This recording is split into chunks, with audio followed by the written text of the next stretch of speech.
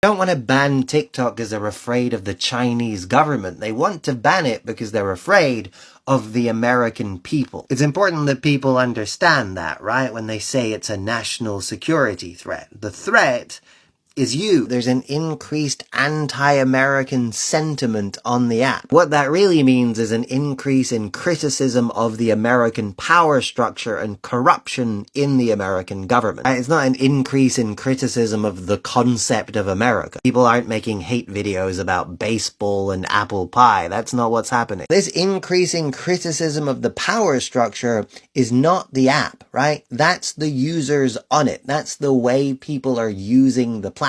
And it's important to note that most Americans consume content mostly from other Americans. So that's what they're really afraid of, right? They're afraid of Americans talking to other Americans on a platform that they can't seem to figure out how to control the narrative on. Now, this kind of criticism of the power structure is supposed to be there, right? It's a healthy part of any functional democracy. Really, it's what the media is supposed to be for. That's what they mean when they say that the media is the fourth branch of government. The media's role is to keep the people informed and to hold the people in power accountable.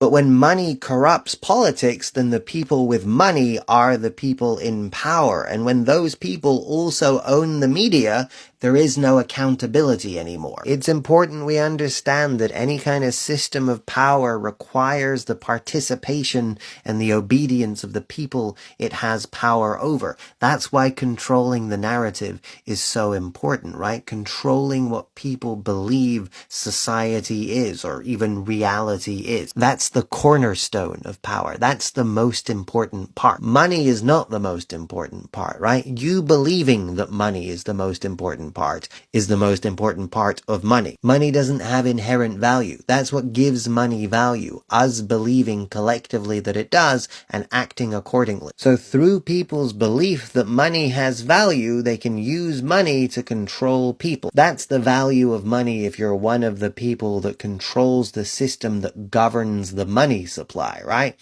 Not the monetary value of the money, but the control. Now that requires people choosing to participate in the structure you have power over, which requires people believing in the reality of that structure, which requires controlling what people believe, which requires controlling the narrative. So any platform or forum where people scrutinize or question the narrative of the people in power or collectively form their own narrative in spite of the people in power always has been and always will be the most dangerous possible thing in the eyes of the most dangerous people.